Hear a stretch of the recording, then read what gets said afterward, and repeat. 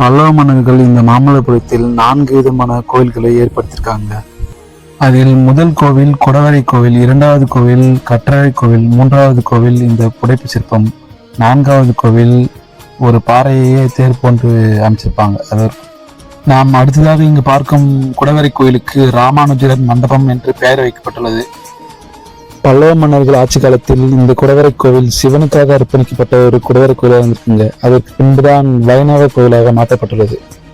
இந்த மாமல்லபுரத்தில் மொத்தம் 7 கோயில்கள் இருந்திருக்குங்க. மற்ற 6 கோவில்கள் கடலில் மூழ்கப்பட்டிருக்கலாம் என நம்பப்படுகிறது.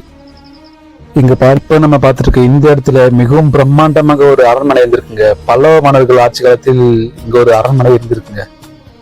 பல்லவ மன்னர்கள் இங்கு விஷ்ணுவின் 2 அவதாரங்களை சிற்பங்களாக செதுக்காங்க. ஒன்று வராகர் ரூபத்தில் இருக்கும் வராகர் அவதாரம், மற்றொன்று விஷ்ணுவின் வாமன அவதாரம். முழுமை பெறாமல் இருக்கும் இந்த ராஜகோபுரம் விஜயநகர பேரரசரான கிருஷ்ணதேவராயரால் கட்டப்பட்ட ஒரு ராஜகோபுரம். இந்த ஒரே பேரதாங்க மேல்புறத்திலிருந்து எவ்வளவு தத்துரூபமா இந்த கோவிலை செதுக்கிருக்காங்க பாருங்க. பார்ப்பதற்கு அவ்வளவு அழகா இருக்குங்க. 1908 பிரிட்டிஷ் ஆட்சியின் போது 7 யானைகளை கொண்டு இந்த பாறையை நகர்த்த முயற்சி செய்திருக்கின்றன. அதுவும் தோல்வியில் முடிந்திருக்கிறது.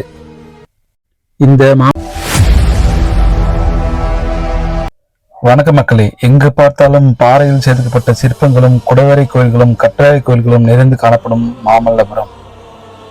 பாறையை குடைந்து குடவரை கோயில் கட்டுவதிலும் பாறையில் சிற்பங்கள் செதுக்குவதிலும் சிறந்து விளங்கியவர்கள் பல்லவர்கள். அப்படிப்பட்ட பல்லவ மன்னர்களின் சொர்க்க நகரமான மாமல்லபுரத்தை தாங்க இந்த வீடியோவில் நம்ம பார்க்க போறோம். இந்தியா தமிழ்நாட்டில் செங்கல்பட்டு மாவட்டத்தில் இருக்கும் இந்த மாமல்லபுரம் சென்னையிலிருந்து 57 கிலோமீட்டர் தொலைவிலும் காஞ்சிபுரத்திலிருந்து 66 கிலோமீட்டர் தொலைவிலும் அமைந்திருக்குங்க. பல்லவ மன்னர்கள் ஆட்சி காலத்தில் காஞ்சிபுரம் தலைநகரமாகவும் மாமல்லபுரம் துறைமுக நகரமாகவும் இருந்திருக்குங்க. நாம் முதலில் இங்கு பார்த்து கொண்டிருக்கும் பாறையில் செதுக்கப்பட்ட சிற்பங்களை அர்ஜுனன் தபசு, பகீரத தபசு என 2 பெயர்கள் அழைக்கப்படுகின்றன. இதில் மொத்தம் 153 சிற்பங்கள் இருக்கின்றன. பல்லவ மன்னர்கள் விண்ணுலகம், மண்ணுலகம், பாதாள உலகம் என்று 3 பிரிவுகளாக பிரித்து இந்த பாறையில் சிற்பங்களை செதுக்கியுள்ளார்கள். இங்கிருக்கும் சிற்பங்கள் 2 புராண கதைகள் குறிக்கின்றன. ஒன்று, மகாபாரதத்தில் அர்ஜுனன் பாசுபாத ஆஸ்திரம் பெறுவதற்காக சிவனை நோக்கி தவமிருந்தார் என்று கூறப்படுகிறது. மற்றொன்று, பகீரதன் கங்கை நதியை ஆகாயத்திலிருந்து பூமிக்கு கொண்டு வருவதற்காக சிவனை நோக்கி தவம் இருந்தார் என்று கூறப்படுகிறது. நாம் 2வதாக பார்க்க இருக்கும் இந்த குடவரை கோவில் பல்லவ மன்னர்களின் குடவரை கோயில்களே இது பெரிய குடவரை கோயிலாகும். இந்த குடவரை கோயிலை இப்போது பஞ்ச பாண்டவர் மண்டபம் என்று அழைக்கப்படுகிறது. ஆனால் இந்த குடவரை கோயில் முழுமை பெறாத ஒரு குடவரை கோயிலுங்க. அது என்ன என்று நாம் அருகில் சென்று பார்க்கலாம். பாத்தீங்கன்னா கருவறை முகப்பு மண்டங்கள் எல்லாம் முடிக்கப்பட்டுள்ளதுங்க. மற்ற சுவர்கள் எல்லாம் பாருங்க முழுமையாடாம இருக்கு. அது நீங்க பார்த்தா உங்களுக்கு நல்லா தெரியும். 7ஆம் நூற்றாண்டில் பல்லவ மன்னரான 1ஆம் பரமேஸ்வரவர்மனால் கட்டப்பட்ட இந்த கோவில் சுமார் 1400 வருடம் பழமையானது. இந்த குடைவரை கோவில் மிகவும் ஒரு பெரிய குடைவரை கோயிலுங்க. பார்க்கும்போதே தெரிகிறது. இந்த குடைவரை கோவில் சுவர்களில் சிற்பங்கள் செதுக்கப்படாமல் உள்ளதால் இந்த கோவில் முழுமை பெறாமல் உள்ளதுங்க. பல்லவ மன்னர்களின் கோயில்கள் என்றாலே சிம்ம சிற்பங்களும் நந்தி சிற்பமும் அதிகமாக காணப்படுங்க. அதே போன்று இந்த தூண்களில் பாருங்க சிம்ம சிற்பங்கள் தான் அதிகமாக காணப்படுகிறது. நாம் பார்த்து கொண்டிருக்கும் இந்த சிம்ம சிற்பத்தை பாருங்க எவ்வளவு தத்ரூபமா செதுக்கிட்டாங்கன்னு. ஒவ்வொரு தூண்லையும் ஒவ்வொரு சிம்ம சிற்பம் இருக்குங்க. தூண்களை தாங்கி உட்கார்ந்து கொண்டிருப்பது போல் சிற்பங்கள் செதுக்கப்பட்டுள்ளன. இந்த குடவரை கோயில் மட்டும் முழுமை பெற்றிருந்தால் பல்லவ மன்னர்களின் குடவரை கோயிலே இது ஒரு பெரிய கோயிலாக இருந்திருக்குங்க. இங்க இருக்கும் கருவறை மட்டுமல்லாமல் சுவர்களில் கூட சிற்பங்கள் செதுக்கி இருந்திருப்பாங்க முழுமை அடைந்திருந்தால். இங்க பாருங்க, நம்ம பார்த்த பஞ்ச பாண்டவர் மண்டபமும் அர்ஜுனர் தபசும் ஒரே பாறையில் தாங்க செதுக்கியிருக்காங்க. நாம் 3வதாக பார்க்க இருப்பது தாங்க கிருஷ்ணர் மண்டபம். இந்த கிருஷ்ணர் மண்டபம் பல்லவ மன்னர்கள் முதலில் பாறையில் புடைப்பு சிற்பங்கள் ஏற்படுத்தியிருக்காங்க. அதுக்கு பிறகுதான் விஜயநகர பேரரசரான கிருஷ்ணதேவராய ஒரு மண்டபம் கட்டிருக்காருங்க. நம்ம பார்க்குற இந்த மண்டபம் தாங்க கிருஷ்ணதேவராயரால் கட்டப்பட்ட மண்டபம். இது சுமார் 700 வருடம் பழமையானது. இங்கு பாறையின் மேல் செதுக்கப்பட்ட புடைப்பு சிற்பங்கள் தாங்க பல்லவ மன்னர்களால் செதுக்கப்பட்ட சிற்பங்கள். இது சுமார் 1400 வருடம் பழமையானது. கிருஷ்ணர் பிருந்தாவனத்தில் ஒரு முறை வெள்ளம் வந்த போது கோவர்த்தன மலையை தூக்கி நிறுத்தியிருப்பார். அந்த மலைக்கடியில் தான் மக்களை பாதுகாத்து வைத்திருப்பார். அதை பற்றிய கதையை தான் பல்லவ மன்னர்கள் இங்கு சிற்பங்களாக செதுக்கியுள்ளார்கள். கிருஷ்ணர் கோவர்த்தன மலையை தூக்கி கொண்டிருக்கும் அந்த காட்சியை தான் பல்லவ மன்னர்கள் இங்க தத்ரூபமாக சிற்பங்களாக செய்திருக்காங்க. இதை பார்க்கும்போது நமக்கு நேரில் பார்க்கும்போது தான் தெரிகிறது. இங்க இருக்கும் ஒவ்வொரு சிற்பத்தையும் பாருங்க, எந்த அளவுக்கு தத்ரூபமாக செய்திருக்காங்கன்னு பாருங்களேன். பல்லவ மன்னர்கள் இந்த மாமல்லபுரத்தில் 4 விதமான கோவில்களை ஏற்படுத்தியிருக்காங்க. அதில் முதல் கோவில் குடவரை கோவில், 2வது கோவில் கற்றழை கோவில், 3வது கோவில் இந்த புடைப்பு சிற்பம், 4வது கோவில் ஒரு பாறையே தேர் போன்று அமைச்சிருப்பாங்க, அது ஒரு கோவில். இங்க இருக்கும் சிற்பத்தை பாருங்க, ஒரு மாற்றுக்கு மனிதர் பால் கறந்து கொண்டிருக்கார். அதுக்கு பக்கத்தில் இருக்கும் சிற்பம் தான் பலராமன், அவருக்கு பக்கத்தில் இருப்பதுதான் கிருஷ்ணனின் தந்தையான நந்தகோபாலன், அவருக்கு பக்கத்தில் இருப்பவங்க தான் யசோதை, கிருஷ்ணரின் தாயார். இதை இங்க நம்ம பார்த்து கொண்டிருப்பது தாங்க பாறையை தூக்கி கொண்டிருப்பது தான் கிருஷ்ணர். இங்க இருக்கும் இந்த சிற்பம்லாம் அந்த பிருந்தாவனத்தில் இருக்கும் ஊர் மக்கள், அவர்கள் ஆச்சரியத்துடன் பார்த்து கொண்டிருக்கார்கள். நாம் அடுத்ததாக இங்கு பார்க்கும் குடவரை கோயிலுக்கு ராமானுஜர் மண்டபம் என்று பெயர் வைக்கப்பட்டுள்ளது. பல்லவ மன்னர்கள் ஆட்சி காலத்தில் இந்த குடவரை கோவில் சிவனுக்காக அர்ப்பணிக்கப்பட்ட ஒரு குடவரை கோயிலாக இருந்திருக்குங்க. அதற்கு பின்புதான் வைணவ கோயிலாக மாற்றப்பட்டுள்ளது. சுமார் 1400 வருடம் பழமை வாய்ந்த இந்த குடவரை கோவில் பல்லவ மன்னர்கள் ஆட்சி காலத்தில் குடையப்பட்ட குடவரை கோயிலாகும். இப்போது இந்த குடவரை கோவிலை ராமானுஜர் மண்டபம் என்று அழைக்கப்படுகிறது. இந்த குடவரை கோயில் பாருங்க, மற்ற குடவரை கோயில்கள் போல் அல்லாமல் இது ஒரு வேறு விதமாக தான் இருக்கு, பார்க்கும்போது தெரிகிறது. பல்லவ மன்னர்கள் இந்த குடவரை கோயிலை சிவனுக்காக அர்ப்பணிக்கப்பட்டு முழுமையாக முடிக்கப்பட்டிருந்திருக்கு. பிற்காலத்தில் வைணவர்களுக்கு கைவசம் வந்த பிறகு இங்கிருந்து சிற்பங்களை அகற்றப்பட்டுள்ளது. இங்கிருக்கும் தூண்களை தாங்கி உட்கார்ந்திருக்கும் இந்த செம்ம சிற்பத்தை பாருங்க, எவ்வளவு தத்துரூபமாக அற்புதமாக செய்திருக்காங்க பல்லவ மன்னர்கள். அந்த காலத்தில் இயந்திரங்கள் உதவியின்றி பாறையை குடைந்து கோவிலாக ஏற்படுத்திருக்காங்க. இதெல்லாம் எப்படி பண்ணாங்கன்னே தெரியலங்க பல்லவ மன்னர்கள்.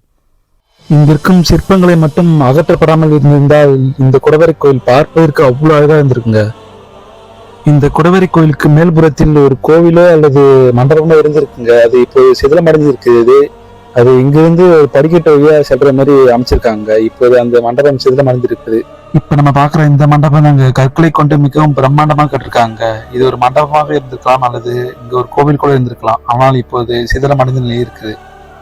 வாங்கள் அதில் நறுக்கி சென்று பார்க்கலாம். இங்கிருந்து பார்த்தால் மாமல்லபுரம் நகரமே அற்புதமாக தெரியுதுங்க. மரம் மட்டும் இல்லாமல் இருந்திருந்தால் பல்லவர்களின் கோவில்களும் சிற்பங்களும் இங்கிருந்து பார்த்தாலே அற்புதமா தெரிஞ்சிருக்கும். இங்க பாருங்க, வெறும் கருங்கற்களை மட்டும் பயன்படுத்தி ஒன்றன் மீது ஒன்று வைத்து அற்புதமாக கட்டிருக்காங்க இந்த மண்டபத்தை. இந்த மாமல்லபுரத்தில் மொத்தம் 7 கோவில்கள் இருந்திருக்குங்க. மற்ற 6 கோவில்கள் கடலில் மூழ்கப்பட்டிருக்கலாம் என நம்பப்படுகிறது. இங்க பாருங்க, தூண்கள் எல்லாம் பிரம்மாண்டமாக வைத்து கற்களை வைத்து பிரம்மாண்டமாக கட்டிருக்காங்க. இந்த இடத்தில் ஒரு பெரிய மண்டபம் கூட இருந்திருக்கலாங்க. இந்த மண்டபம் பார்க்கும்போது தெரியுது, கட்டிடக்கலை பார்க்கும்போது தெரிகிறது விஜயநகர மன்னர்கள் ஆட்சி காலத்தில் கட்டப்பட்டிருக்கலாம். நம்ம அடுத்ததாக பார்க்க போற இடங்கள் தாங்க திரௌபதி குளியல் தொட்டி, கோனேரி குளியல் தொட்டி என 2 குளியல் தொட்டி இருந்திருக்குதுங்க. அதுதாங்க பார்க்க போறோம் நம்ம. இப்ப நம்ம பார்த்துருக்க இந்த இடத்துல மிகவும் பிரம்மாண்டமாக ஒரு அரண்மனை இருந்திருக்குங்க. பல்லவ மன்னர்கள் ஆட்சி காலத்தில் இங்க ஒரு அரண்மனை இருந்திருக்குங்க. இங்கிருந்த அந்த பிரம்மாண்ட அரண்மனையை போரடிப்பின் காரணமாக சிதைக்கப்பட்டிருக்கலாம் என இங்க இருக்கிற மக்களால் கூறப்படுகிறதுங்க. சுமார் 1000 வருடங்களுக்கு முன்பு மிகவும் பெரிதளவில் ஒரு சுனாமி இங்கு வந்திருக்குங்க. அப்போது கூட அரண்மனை அடித்து செல்லப்பட்டிருக்கலாம் என 2 விதமான வரலாறுகள் கூறுகின்றன. இப்ப நம்ம இங்க பார்த்துட்டு இருக்க இந்த தொட்டி தாங்க கோனேரி தொட்டி என்று இப்போது அழைக்கப்படுகிறது. ஆனால் அந்த காலத்தில் மன்னர்கள் குளிப்பதற்கு பயன்படுத்தப்பட்டிருக்கலாம் என நம்பப்படுகிறது. இந்த கோனேரி குளியல் தொட்டியின் ஆழம் 7 அடி இருக்குன்னு சொல்றாங்க. சுமார் 32 வருடங்களுக்கு முன்புதான் இந்த இடத்தில் ஒரு அரண்மனை இருந்திருக்கு என்று கண்டுபிடிச்சிருக்காங்க. அப்போதுதான் இந்த தொட்டிலாம் தென்பட்டுள்ளது. இந்த இடத்திற்கு நீங்க நேரில் வந்து பார்த்தா தான் தெரியுங்க, இங்கு மிகவும் பிரம்மாண்டமாக ஒரு அரண்மனை இருந்திருக்குங்க. நாம அடுத்ததா பார்க்க போற இடம் தாங்க தர்மராஜர் கல் அரியணை. இப்போ இந்த காலத்தில் தான் தர்மராஜர் கல் அரியணை என்று அழைக்கப்படுகிறீங்க. ஆனால் அந்த காலத்தில் மன்னர்கள் அமரும் அரியணையாக இருந்திருக்கும். இங்க பாருங்க, பல்லவ மன்னர்கள் ஒரே பாறையை குடைந்து இந்த அரியணையை ஏற்படுத்தியிருக்காங்க. இங்க இருக்கும் சிம்ம சிற்பத்தை பாருங்களேன், முழுமையாக அற்புதமாக இருக்குங்க. பார்ப்பதற்கு அவ்வளவு தத்ரூபமாக செதுக்கிருக்காங்க. இந்த சிம்ம சிற்பம் பார்க்கும்போது அவ்வளவு பிரம்மாண்டமாக இருக்கு. இப்ப நம்ம பார்த்துட்டு இருக்க இந்த தொட்டி தாங்க திரௌபதி குளியல் தொட்டி. ஆனால் இந்த தொட்டி அந்த காலத்தில் ராணி குளிப்பதற்கு பயன்படுத்தப்பட்டிருக்கலாம். இந்த இடத்தில் மொத்தம் 2 குளியல் தொட்டி இருக்குங்க. ஒவ்வொரு குளியல் தொட்டியிலும் படிக்கட்டுலாம் அமைத்து அற்புதமாக கட்டிருப்பாங்க. இது நீங்க தண்ணீர் இல்லாமல் படம் தெரியும். நம்ம அடுத்ததா பார்க்க போற கோவில் தாங்க வராகர் குடவரை கோவில். இங்க பாருங்க, இந்த பாறைக்கு மேல்புறத்தில் கூட படிக்கட்டுலாம் வைத்திருக்காங்க. ஆனா எதற்காக வைக்கப்பட்ட படிக்கட்டு என்று தெரியலங்க. இருபுறங்களிலும் படிக்கட்டு வைத்திருக்காங்க. சுமார் 1400 வருடம் பழமை வாய்ந்த இந்த குடவரை கோவில் முதலாம் நரசிம்மவர்ம பல்லவனால் கட்டப்பட்ட குடவரை கோவில் ஆகும். இந்த குடவரை கோயிலை பாருங்க, மிகவும் பிரம்மாண்டமாக குடைப்பட்டிருக்குங்க. கீழ்ப்புறத்தில் பள்ளம் இருக்கு, கீழ்ப்புறத்தில் தண்ணி இருந்திருக்குங்க. அதுக்கு மேல்புறத்தில் படிக்கட்டு வைத்து கருவறை நூல் செல்வது போல் குடைப்பட்டுள்ளது. இந்த தூணை பாருங்க எந்த அளவிற்கு அழகா செதுக்கிருக்காங்க. அதுக்கு கீழ்ப்புறத்தில் 2 சிம்ம சிற்பங்கள் இருக்குங்க. மொத்தம் இங்கு 4 சிம்ம சிற்பங்கள் தூணில் இருக்குது. பல்லவ மன்னர்கள் இங்கு விஷ்ணுவின் 2 அவதாரங்களை சிற்பங்களாக செதுக்காங்க. ஒன்று வராகர் ரூபத்தில் இருக்கும் வராகர் அவதாரம், மற்றொன்று விஷ்ணுவின் வாமன அவதாரம். இப்ப நம்ம இங்க பாக்குற சிற்பம் விஷ்ணுவின் மனைவியான ஸ்ரீதேவி சிற்பங்க. அவங்க பாருங்க தாமரப்பூ மேல் உட்கார்ந்துருக்காங்க. அதுக்கு பக்கத்தில் 4 பணிப்பெண்கள் இருக்காங்க. பல்லவ மன்னர்கள் ஆட்சி காலத்தில் இந்த குடவரை கோவில் ஒரு வழிபாட்டு கோவிலாக இருந்திருக்குங்க. இங்க பார்க்கும்போது தெரிகிறது, எங்க பார்த்தாலும் மூலிகையால் அடிக்கப்பட்ட வர்ணங்கள் அதிகமாக காணப்படுகிறது. இந்த குடவரை கோவில் விஷ்ணுக்காக அர்ப்பணிக்கப்பட்ட ஒரு குடவரை கோவிலுங்க.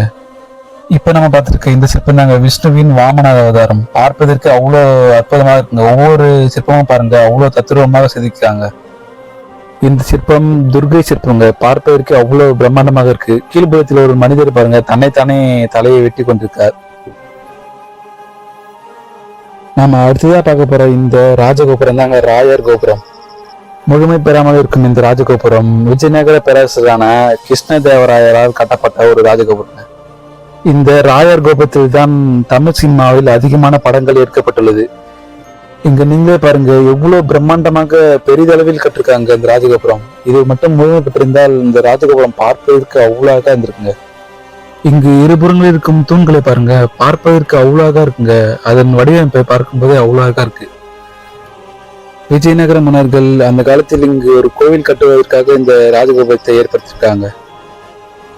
முழுமை பெறாமல் இருக்கும் இந்த பிரம்மாண்ட ராஜகோபுரம் மிகவும் பெரிதளவு கட்டப்பட்ட ஒரு ராஜகோபுரங்க. இங்கு தூண்களில் இருக்கும் ஒவ்வொரு சிற்பமும் அவ்வளோ அழகா இருக்குங்க. பார்ப்பதற்கு அவ்வளோ தத்ரூபமா செதுக்கியிருக்காங்க பாருங்க. இந்த மாமல்லபுரத்தில் விஜயநகர பேரரசர்களின் திருப்பணியும் அதிகமா இருக்குங்க. எங்க பார்த்தாலும் அவர்கள் கட்டிய கோயில்களும் அதிகமா இருக்கு. இங்க இருக்கும் சிற்பங்களும் குடவரை கோயில்களும் பார்க்கும்போது தெரியுதுங்க பல்லவ மன்னர்கள் ஆட்சி காலத்தில் இந்த மாமல்லபுரம் எப்படி இருந்திருக்கு என்று. இங்கு இருபுறத்தில் இருக்கும் சிற்பத்தை பாருங்க எவ்வளவு தத்ரூபமா செதுக்கியிருக்காங்க. ஒரு புறத்தில் மீன் இருக்கிறது, மற்றொரு புறத்தில் ஓனாலும் பள்ளியும் சண்டையிட்டுக் கொண்டிருக்கிறது. அதுக்கு கீழ்புறத்தில் 2 தெய்வங்கள் உட்கார்ந்து கொண்டிருக்கிறது. இப்ப நம்ம பார்த்துட்டு இருக்க இந்த கோவில் கணேசராதாங்க. நாம் ஏற்கனவே கூறியது போல் இந்த மாமல்லபுரத்தில் பல்லவ மன்னர்கள் 4 விதமான கோவிலை ஏற்படுத்தியிருக்காங்க. ஒன்று பாறையை கொடிந்து உருவாக்கப்படும் குடவரை கோவில், 2வது கற்களை ஒன்றன் மீது ஒன்று அடிக்கப்படும் கட்டுமான கோவில், 3வது பாறையில் புடைப்பு சிற்பங்களை ஏற்படுத்தியிருப்பாங்க. 4வது கோவில் இப்ப நம்ம பார்த்துருக்க இந்த கோவில் தாங்க. தேர் போன்று அமைச்சிருக்காங்க. இது ஒரே பாறையை மேல்புறத்திலிருந்து குடைப்பட்டு அமைக்கப்பட்ட கோவிலுங்க. ஒரே பாறை தாங்க. மேல்புறத்திலிருந்து எவ்வளவு தத்ரூபமா இந்த கோவிலை செதுக்கிருக்காங்க பாருங்க. பார்ப்பதற்கு அவ்வளவு அழகா இருக்குங்க. இந்த கோவில் இப்போது வழிபாட்டில் இருக்கும் ஒரு விநாயகர் கோவிலுங்க. இதனுள் சிலை இருக்கிறது. இந்த கோவில் இப்போது வழிபாட்டில் உள்ளது. இந்த கோவிலில் இருக்கும் விநாயகர் சிற்பம் பல்லவ மன்னர்கள் ஆட்சி காலத்தில் வாதாபியில் பல்லவ மன்னர்கள் போர் தொடுத்து வாதாபியை அழைச்சிருக்காங்க. அங்கிருந்த ஒரு போர் தளபதி பரஞ்சோதி என்பவர் தான் அவர்களுக்கு பரிசாக இந்த விநாயகர் சிற்பத்தை கொடுத்திருக்கார். அங்கிருந்து கொண்டு வரப்பட்டு இந்த சிற்பத்தை இங்க வச்சிருக்காங்க. நாம அடுத்ததா பார்க்க போறது இந்த பாறை தாங்க. இந்த பாறை இப்பொழுது கிருஷ்ணரின் வெண்ணெய் பந்து என்று அழைக்கப்படுகிறது. ஆனால் உண்மையாவே கீழே விழும் நிலையில் நின்று கொண்டிருக்கும் ஒரு பாறை தாங்க இது. இந்த பாறை 20 அடி உயரமும் 16 அடி அகலமும் 250 டன் எடையும் கொண்டுள்ளது. இந்த பாறை 4 அடி பரப்பளவில் சுமார் 1200 வருடங்களாக இதே நிலையில் தாங்க இருக்கு. பல்லவ மன்னர்கள் காலத்தில் முதலாம் நரசிம்மவர்ம பல்லவன் இந்த பாறையை நகர்த்த முயற்சி செய்திருக்கார். அது தோல்வியில் முடிந்திருக்கிறது. 1908 பிரிட்டிஷ் ஆட்சியின் போது 7 யானைகளை கொண்டு இந்த பாறையை நகர்த்த முயற்சி செய்திருக்கின்றன. அதுவும் தோல்வியில் முடிந்திருக்கிறது. இந்த மாமல்லபுரத்தில் இருக்கும் மீதமுள்ள இடங்களை பார்ட் 2வில் பார்க்கலாம். என்ன ஃப்ரெண்ட்ஸ், இந்த பதிவு உங்களுக்கு மிகவும் பிடித்திருக்கும் என்று நினைக்கிறேன். மீண்டும் இது போன்ற வரலாற்று நிறைந்த இடத்தில் மீண்டும் சந்திப்போம்.